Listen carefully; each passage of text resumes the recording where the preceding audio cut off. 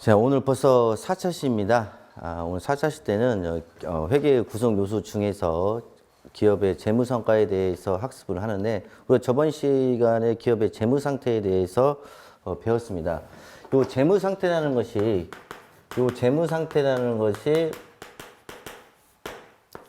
지금 재산 상태죠, 재산 상태. 여기서 재산 상태라는 것은 쉽게 말하면 자산, 부채, 자본의 구성 비율을 나타낸다고 학습을 했는데, 또한 자산의 종류랄지 부채의 종류랄지 자본의 종류까지 학습을 했습니다.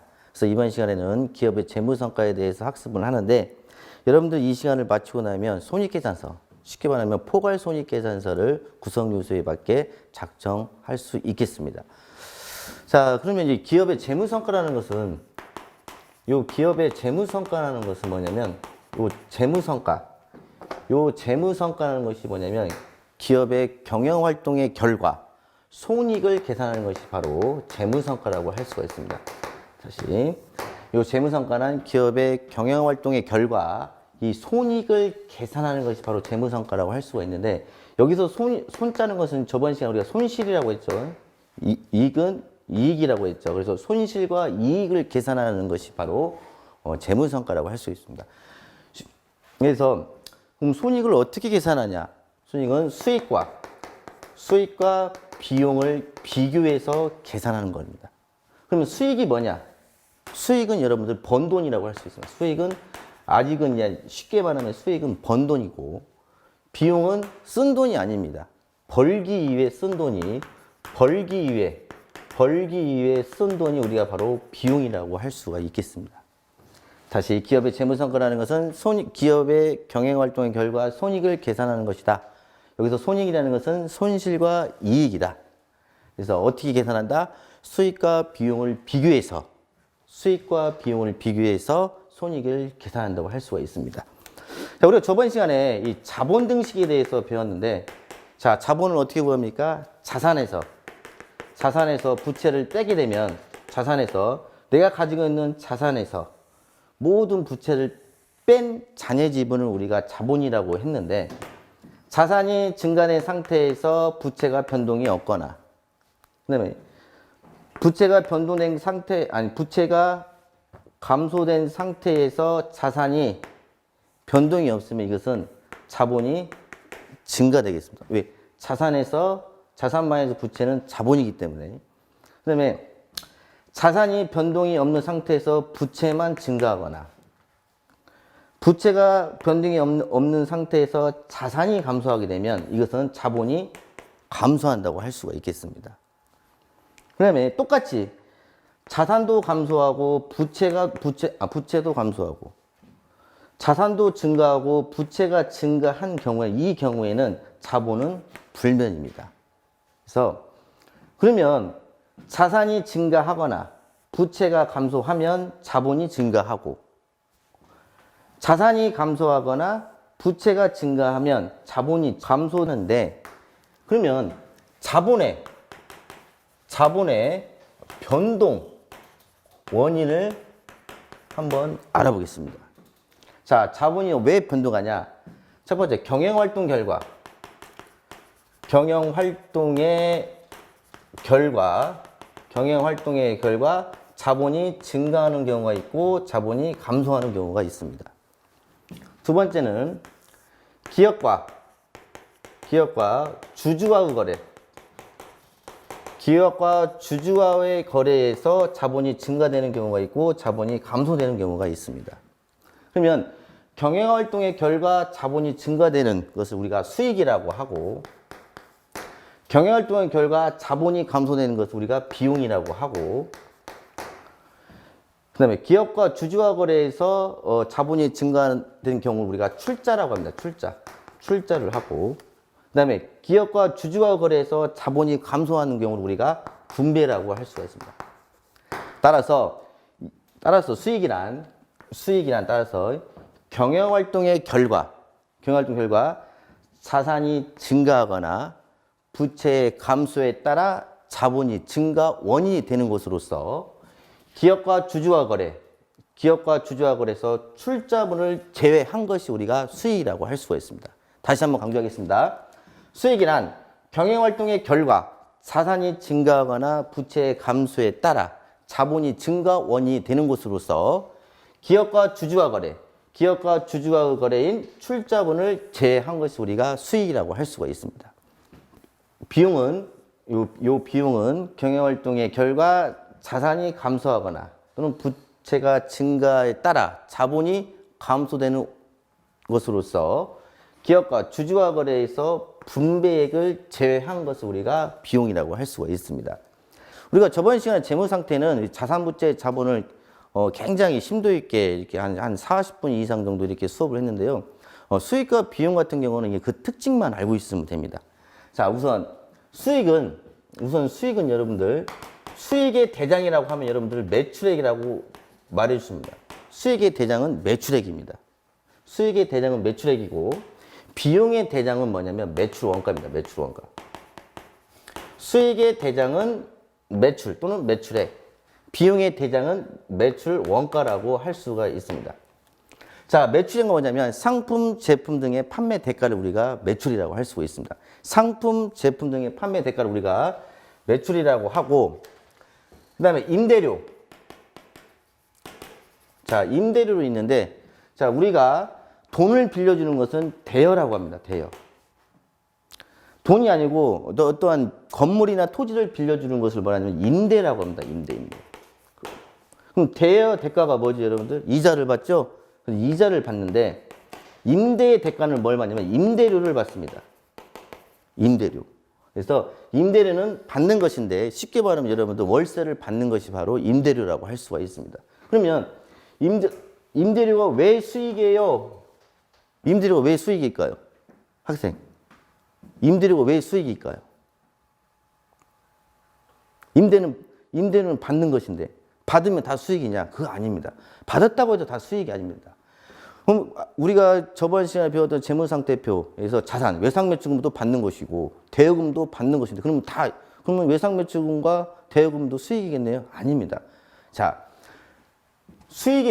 왜 임대료가 수익이냐? 그럼 여러분들은 이제 다른 사람에게 이렇게 말할 수가 있습니다. 왜 임대료가 수익이냐? 받는다고 해서 수익이 아닙니다. 자, 임대료 왜 수익이냐면 경영활동의 결과 자산이 증가하거나 부채가 감소했기 때문에 우리가 이것을 임대료를 수익이라고 할 수가 있습니다. 자, 경영활동의 결과 자본이 증가했으면 우리는 수익 처리한다. 이렇게 여러분들이 이해를 하시면 됩니다. 경영활동 결과 자본이 증가했으면 수익 처리한다. 그래서 임대료가 수익이라고 할 수가 있습니다. 자, 그다음에 이제 지금부터 이제 수익의 특징만 알아볼 건데 말 끝에 무슨 이구로 끝난다 할지, 말 끝에 무슨 환입으로 끝난다 이런 말은 거의 다 수익이라고 할 수가 있습니다. 말 끝에 이구로 끝난다 할지, 말 끝에 환입으로 끝나게 되면 이건 다 수익입니다. 그러면 말 끝에 이익과 환입으로 끝났다고 해서 다 수익이냐? 아닙니다. 앞에서 배운 거 뭐가 있을까요? 자본이죠.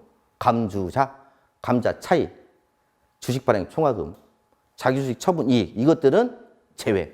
그래서 수익이 뒤에가 이자로 끝났다고 해서 환입으로 끝났다고 해서 다 수익이 아니다. 앞에서 배운 자본은 제외하고 자본을 제외한 나머지 뒤에가 이자로 끝나거나 뒤에가 환입으로 끝나게 되면 이것을 수익이라고 할 수가 있겠습니다. 자, 매출원가. 자, 비용의 대장이 우리가 매출원가죠. 자, 그다음에 급여, 그다음에 기부금, 세금과 공과. 자, 급여, 기부금, 세금과 공과. 자, 그러면 또 이렇게 또 질문을 할 수가 있습니다. 급여가 왜 비용이냐? 나가니까 급여 줬으면 회사 돈이 나가죠. 나갔으니까 비용이다? 아닙니다. 자, 자산 마이너스 부채는 뭐기 때문에? 자본이죠, 여러분들. 자, 만약에 기업에서 급여를 주게 되면 자산이 증가해요, 감소해요? 감소가 되겠죠. 그런데 부채는 변함이 없죠. 그러면 자산이 감소하면 자본도 당연히 감소하겠죠. 이 자본이 감소했는데 경영활동의 결과 자본이 감소됐는지, 기업과 주주와의 거래에서 자본이 감소됐는지 그를 파악을 해야겠죠. 자, 기업과 주주와 거래에서 자본이 감소된 것이 아니라 경영활동의 결과 자본이 감소되기 때문에 급여는 비용이다. 이렇게 말을 할 수가 있겠습니다. 그 다음에 뒤에 이것도 특징만 바뀌어요. 뒤에 손실이랄지 손으로 끝나는 거. 손실이나 그 다음에 뒤에 비로 손실, 말 끝 때 뭐 비로 끝나는 거. 말 끌 때 료로 끝나는 거. 말 끌 때 비용으로 끝나는 것은 다 비용이라고 할 수가 있겠습니다. 그래서 매출원가, 급여, 기부금, 세금, 공과, 손실, 비료, 비용. 이것들이 다 비용의 특징이라고 할 수가 있는데, 그러면 뒤에 손실로 끝났다고 해서 다 비용이냐? 또는 말 끝에 뒤에 비용으로 끝났다고 해서 다 비용이 아니고, 말 끝에 뒤에 료로 끝났다고 해서 비용이 아닙니다. 자, 손실. 우리가 저번에 재무 상태에서 자본 배웠죠? 자주 감자.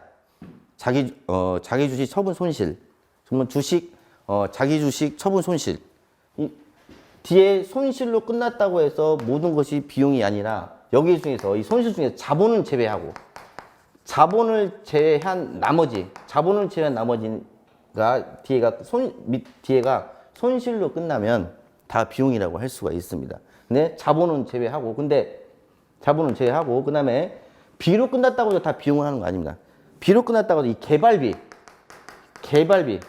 개발비는 자산인데 나중에 배울 거예요. 개발비는 자산인데 비로 끝났다고 해서 다 비용이 아니다. 이 개발비만 제외한 이 개발을 뺀 나머지만 비로 끝나면 다 비용이라고 할 수가 있습니다. 그 다음에 료로 끝났다고 해서 다 비용은 아니다. 자, 료로 끝난 거 딱 하나 있죠. 어디에 있습니까? 여기 임대료. 여기서 임대료를 제외한 나머지 료자로 끝나면 우리가 비용이라고 할 수가 있습니다. 자, 그리고 저번 시간에 그러면 선급 비용 이거 자산이에요, 비용이에요? 성급 비용 이건 자산이에요. 이것은 비용이 아니에요. 비용이. 왜 그러냐면 아까 우리가 재무상태표 공부했을 때 내가 앞에 성급, 그 다음에 미수, 그 다음에 선수, 미지급. 앞에 성급으로 시작하면 무조건 자산이라고 했죠. 앞에 미수로 시작하면 무조건 자산입니다. 앞에 선수로 시작하게 되면 무조건 부채. 미지급으로 만약에 시작하면 부채. 그래서 성급 비용은 미리 준 비용이라고 해서 이건 자산입니다. 그래서 수익은 매출액, 임대료, 이익, 화환임. 앞에서 배운 자본은 제외. 감주자. 그 다음에 비용은 매출원가, 급여, 기부금, 세금과 공과, 손실, 비료, 비용. 손실에서 자본 제외. 그 다음에 비에서 개발비 제외. 개발비는 이런 빚자로 끝났다 해서 비용이 아니에요. 자산 중에서도 무형자산이라고 할 수 있습니다. 그 다음에 료자로 끝난 것 중에서 임대는 제외. 요 세 가지 제한 나머지는 다 우리가 비용이라고 할 수 있겠습니다. 자, 그러면 이제 그 9페이지 한번 그 정리를 해볼게요. 자, 기업의 재무성과 1. 자본의 변동 요인을 보게 되면 자산이 증가하거나 부채가 감소하면 자본이 증가한다. 자산이 감소하거나 부채가 증가하면 자본이 감소한다. 따라서 자본의 변동 요인은 경영활동의 결과 자본이 증가할 수 있고 감소할 수가 있고 기업과 주주와 거래에서 자본이 증가하거나 자본이 감소할 수가 있는데 경영활동의 결과 자본이 증가하는 경우는 우리가 수익이라고 하고 경영활동의 결과 자본이 감소되는 것을 비용이라고 합니다. 그 다음에 기업과 주주와의 거래에서 자본이 증가하는 것을 우리가 출자라고 하고 기업과 주주와 거래에서 자본이 감소되는 것을 분배라고 할 수가 있겠습니다. 그래 따라서 수익이란 경영활동의 결과 자산의 증가나 부채의 감소에 따라 자본의 증가 원인이 되는 것으로서 기업과 주주와의 자본거래 중 출자분을 제외한 것을 우리가 수익이라고 하고 수익의 대량이 바로 여러분들 매출액이라 했죠. 매출액, 임대료, 이익, 환임. 그러나 앞에서 배웠던 것 자본은 제외한다. 자, 4번 보면 비용이란 경영활동의 결과 자산의 감소나 부채의 증가에 따라 자본의 감소 원인이 되는 것으로서 기업과 주주와의 자본거래 중 분배액을 제외한 것이다. 그래서 비용의 종류에서 비용의 대장은 매출원가, 급여, 기부금, 세금원가, 손실, 비료, 비용. 근데 앞에서 배웠던 건 단 자본, 자산에서 개발비. 그다음에 수익에서 임대료를 제외한 것들은 다 비용이라고 할 수가 있겠습니다. 자, 그러면 포괄손익계산서인데 우리가 앞에서 배웠던 것은 아까 BS 재무상태표를 배웠고 지금 이제 포괄손익계산서인데 요 포괄손익계산서 뭐냐면 일정 기간의 재무성과를 나타내는 표라고 할 수가 있습니다. 그 재무상태표는 일정 시점에 있어서 재무상태를 나타내는 표가 재무상태표고 포괄손익계산서는 일정 기간에 있어서 재무성과를 나타내는 표가 바로 포괄손익계산서라고 할 수가 있습니다. 그래서 우리가 이게 T계정을 그렸을 때 이 왼쪽 부분은 우리가 차변이라고 했죠. 그리고 이 오른쪽 부분을 대변이라고 했는데 그래서 포괄손익계산서를 그렸을 때 이 차변 부분에 비용을 기록을 하고 그 다음에 T계정 그랬을 때 이 오른쪽 부분에 수익을 기록을 합니다. 그러면 우리가 재무상태표상에서도 항상 차변합계와 대변합계가 같아야 한다고 했죠? 이게 바로 대차 평균의 원리라고 했고 대차 평균의 원리. 포괄손익계산서도 똑같습니다. 만약에 수익이 10만 원이다. 그러면 근데 비용이 7만 원이다. 그럼 항상 우리가 차변합계와 대변합계가 맞아야 한다고 했죠? 그러면 어디가 더 작아요? 차변이 더 작잖아요. 그러면 여기 3만 원만큼 뭐가 나가는 이게 바로 당기 순이익이라고 할 수가 있겠습니다. 그래서 항상 차변합계와 대변합계는 같다. 또 이런 경우도 있겠죠. 이런 경우도 IS를 딱 그랬는데 비용이 10만 원이고 수익이 7만 원 경우도 있겠죠. 그럼 항상 우리가 차변합계와 대변합계를 같으니까 어디가 더 적어요? 대변이 더 적죠? 이때 얼마만큼? 3만 원만큼 더 적는데 이걸 뭐라 하냐면 당기 손실이라고 할 수가 있겠습니다. 자, 그래서 이 표를 보고 두 가지 식을 끄집어낼 수가 있겠습니다. 자, 예를 들어서 시험 문제에 수익을 구하시오 이렇게 문제가 나왔다고 했을 때 어차피 이쪽 합계와 이쪽 합계는 같으니까 총 수익은 자, 총 비용에다가 뭘 합친 겁니까? 당기 순 이익을 합친 것이 바로 우리가 총 수익이라고 할 수가 있고 자, 예를 들어서 시험 문제에도 비용을 구하시오 이런 문제가 있으면 어차피 이쪽 합계와 이쪽 합계가 같으니까 총 비용은 총 수익에다가 당기 손실을 합친 것이 바로 총 비용이라고 할 수가 있습니다. 이것은 당기 순이익이 나는 경우고 이것은 당기 순손실이 나는 경우라고 할 수가 있습니다.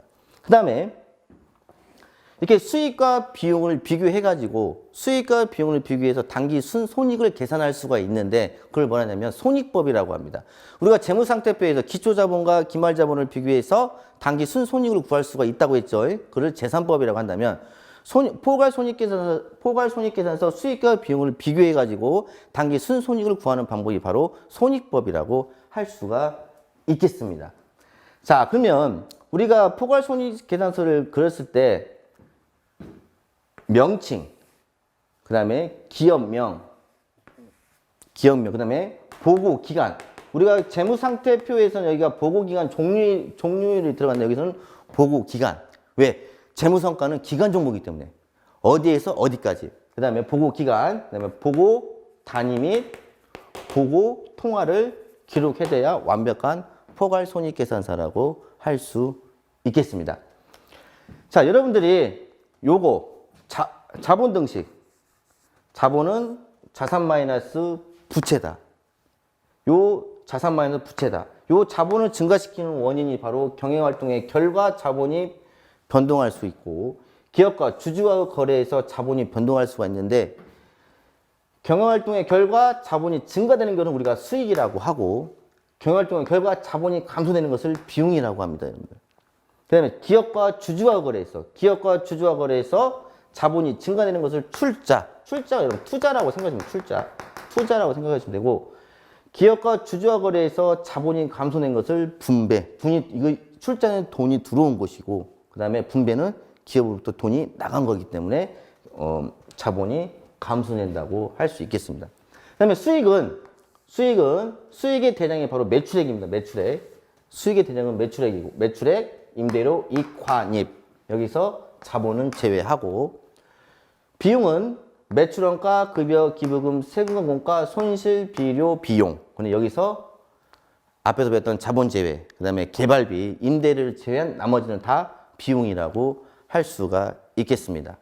자, 이렇게 4차 시를 마쳤는데요.